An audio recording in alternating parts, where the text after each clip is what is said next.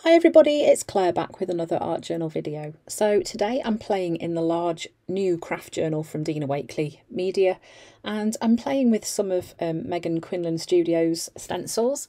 This is from the Ocean set. I love the coast, I love the sea. So this stencil, oh my gosh, it was just like the perfect stencil. So I am starting off using lapis through this stencil, and you notice I've got it halfway up the page. I'm going to be just pulling it down and extending that wave down to the bottom of the page so that it's not floating up in the sky. So just using my blending tool to pull that paint down. I do have a layer of clear gesso on this page, so I have found with this new craft journal that these pages are more thirsty than the small ones, so adding a layer of clear gesso really does make a difference. So that colour was, I think it was Ocean. And again, just pulling that stencil down a little bit and adding another wave on there. So then I'm going in with turquoise and just sticking this wave right at the front here. And using a dabbing motion, and that I find that helps the paint to go on in a more opaque way. If you swirl the blending tool around, it definitely gives more of a translucent feel with the paint. You can still see the colours underneath, and I kind of didn't really want that to be the case. So then I'm going in with the smaller stencil right at the front. I've just got a bit of white on my blending tool and just adding a smaller wave down at the front. Just kind of layering these up.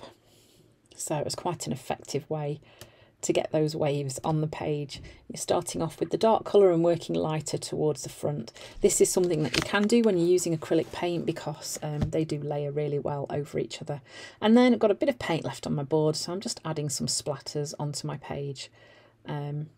As you know, I'm very messy when it comes to splattering paint, and this smaller fan brush is definitely better for me than a big one. I tend to be less messy with it. So, and then I'm just adding more and more splatters onto that page. You can see it creates that kind of frothy sea effect. And then once that's dry, I'm going in with my Signo Uniball in white and just outlining lots of those waves in some quite sketchy lines, not worrying about keeping it too neat. I think this pen, this was at the time when they were getting ready to be replaced, and it wasn't always going on particularly well. So then this is a piece of Dina's collage tissue paper. I think it's from one of the Faces packs, and I'm just going to be sticking that down using some matte medium.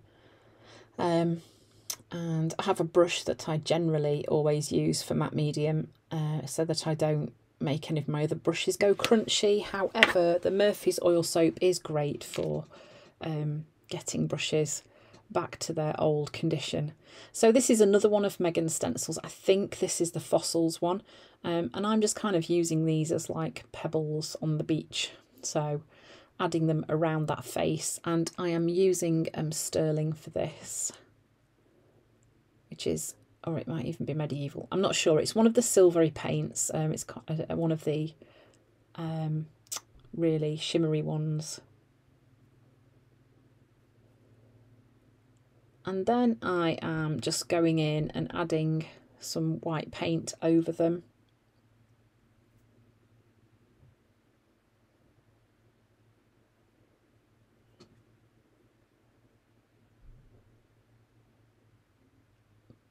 So that trying to create a feeling of a bit of depth, really, I guess, with these things that are going to be pebbles.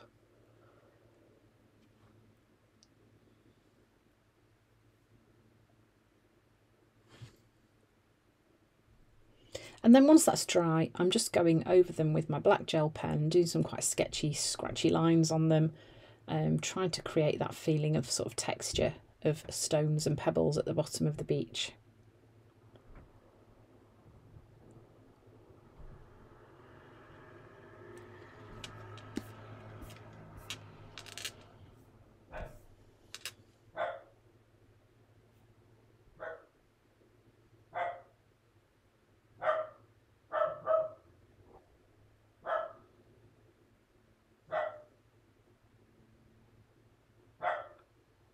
Sorry about the dog barking.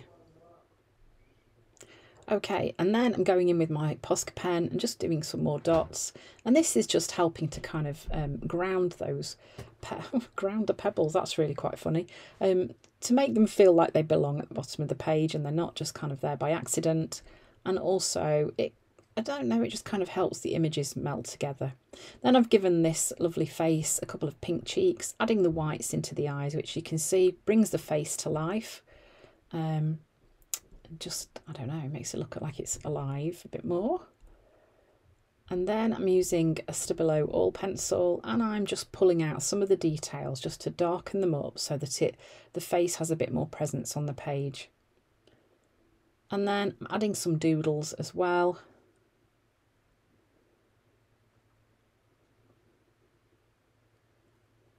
See, my pen wasn't behaving very well.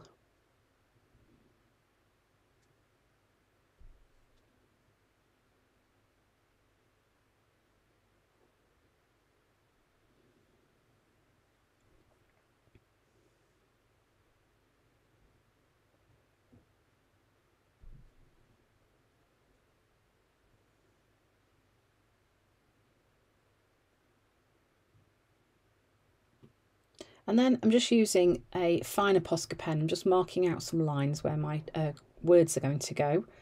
And then I am going in with my Posca pen and writing my words using capital letters and using the line guides to fit those words in.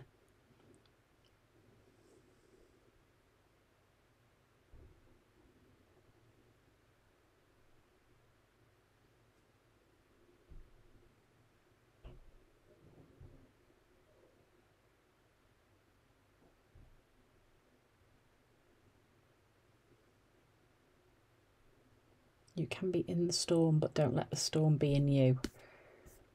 So true. And then just using my Signo Uniball in white and just writing over that quote, just kind of has the effect of pushing it away, as you know, and makes it fit better with the page. I feel it doesn't draw all your attention immediately to the black writing. So I hope you've enjoyed watching me create this ocean themed art journal page in a large craft journal using Megan Quinlan Studios' new stencils. So thanks for watching and I hope to see you again soon.